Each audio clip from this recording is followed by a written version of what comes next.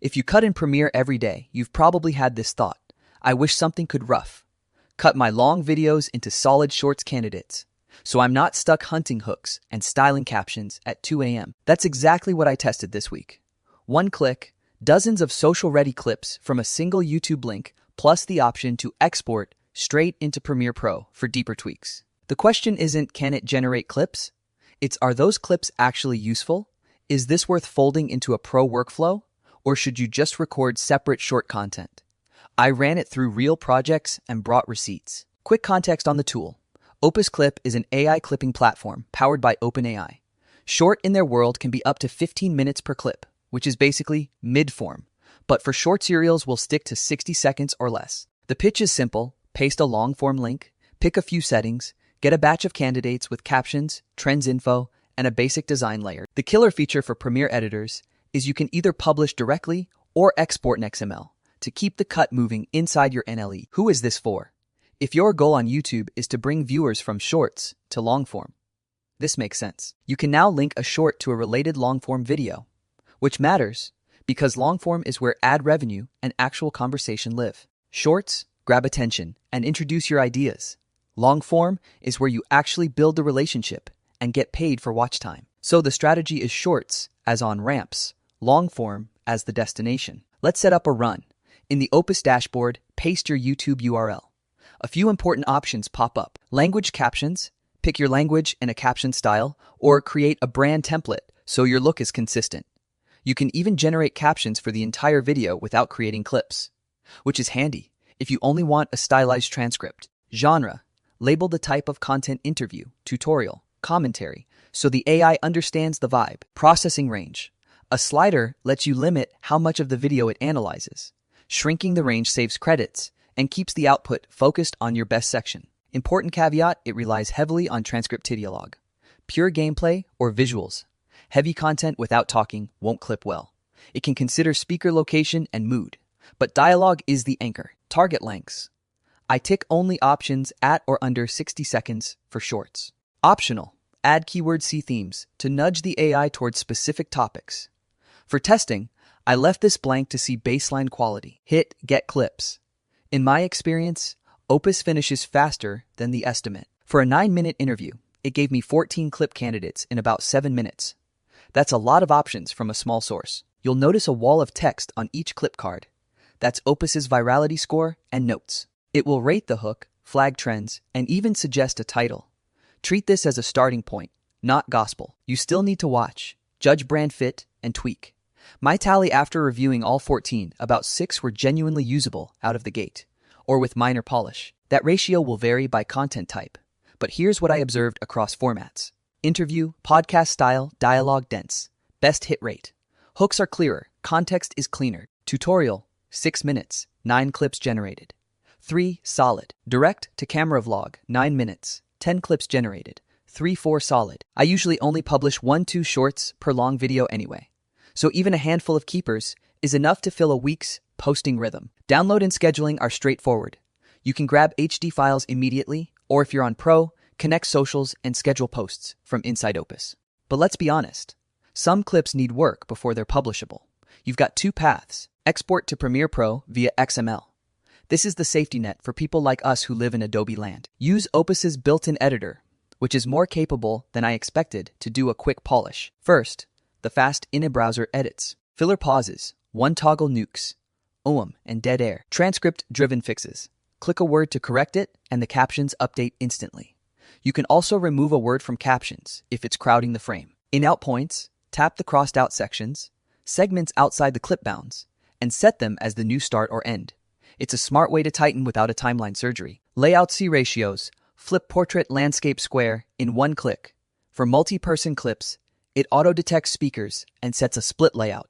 You can switch to focus to fill to feature 1 person. You can also manually resize and reposition in the preview. Timeline control. You can split and nudge chunks if you want a quick jump cut. BB-roll, auto-suggest stock footage, or in beta, AI-generated B-vivid roll. You can click any B-vivid roll bar to see the search query and swap footage via a built-in stock search. It's a decent first pass. I still replace a few shots for brand cohesion. Emojis overlays. Auto-suggested emojis are there if you want the TikTok gloss. Or add your own logo subscribe button. Captions. This is where it shines for social. Pick from preset animated styles. They even include creator-inspired looks or customized fonts, colors, emphasis, and animation. Make lines short and high contrast for phone screens. When a clip feels done, download HD and go. If you need heavier treatment, motion graphics, custom type, graded B-Bovai, roll Premiere time. On the Premiere workflow, export as XML from Opus. You'll get a zip with an XML, media, and caption files. Import the XML into an empty Premiere project. The timeline assembles with your cuts, B-pivot roll, and caption assets. Note, the animated captions arrive as GIF overlays, fast to render, not editable text. So proof captions in Opus first. If you prefer native Premiere captions, use the included SRT and build a captions track yourself. Opus applied crop effects may lock your framing. To freely reposition, select all, right-click, remove attributes, and uncheck the crop. Then reframe as needed. From there, treat it like any Premiere sequence. Color, sound, transitions, SFX, GFX, the usual. How does Opus compare to other options? Riverside Magic Clips also pulls highlights from long videos and does captions and simple cuts. It doesn't surface trend virality info, and the edit controls are more basic, but it's strong if your source is already in Riverside. Munch includes trends data like Opus, but offers fewer editing tools and no Premiere XML export, which for me is a big miss if you need deeper control. Opus's edge, trend notes, plus better in-app design controls, plus a Premiere export that actually respects your cut structure. Limitations to be aware of. Graphics-heavy long videos, big lower thirds, stacked overlays, can look awkward after auto-cropping half a graphic in frame, etc. If you can, export a cleaner master for clipping. For some topics, recording a fresh 60-second short will be faster and better than trying to extract one from a meandering long video. Don't force it. Gaming or low dialogue videos won't fare well. This is Transcript First AI. Best practices that made a difference. Hooks are everything. Set the in and point to the most provocative line. If your clip opens with context, cut to the payoff sentence first, then add one beat of context after. Caption craft, short lines, strong contrast, one highlighted keyword per line max. Keep captions away from platform, UI zones, bottom buttons, right rail. Aspect strategy, output 9:16 for shorts iReels sign TikTok, plus a 1:1 or 16:9 variant for LinkedIn X, where square landscapes still perform. Naming for sanity, title clips by topic plus guest, camera gear, under $300, Sean Cannell, not clip 07. So you can pitch bundles clearly, where this fits in a pro workflow. Treat Opus as your rough cut assistant. It handles the boring find me candidates, style quick captions, try some layout step. If a clip is 80% there, finish it in the Opus editor and publish. If it needs finesse, punt to Premiere via XML and finish like you normally would. My real answer to is it worth your time? If you're editing conversational content interviews, podcasts, commentary, yes. The time saved on discovery alone justifies the trial. If you're a motion-heavy tutorial creator who already builds bespoke short content, cherry-pick the features, use it to identify hooks, and export a transcript captions. But don't feel obligated to autoclip everything. One more piece to make this sustainable. Publishing. A lot of editors stack folders of finished clips and then don't post consistently. I keep the clipping phase and the publishing phase separate so I can batch both. For scheduling and staying consistent across TikTok, Reels, Shorts, and LinkedIn, Vizard's workflow has been clutch. Auto-editing viral clips. It combs long videos for viral potential segments and trims out fluff aggressively, especially for vertical safe zones. Nice compliment to Opus when you've got hours of footage and need a second hook hunter. Content calendar, load finish clips, tag per platform, map the week or month so you're not posting 5 similar clips in a row. Seeing the mix by topic speaker helps with balance. Auto schedule. Set your posting cadence and time windows.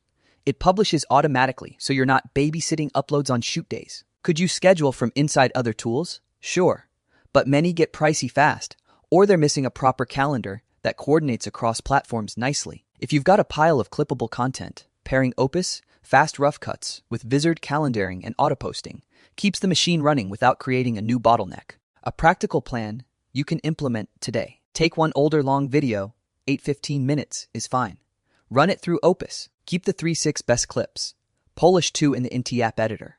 Export the rest to Premiere if needed. Build vertical and square variants of your top 2.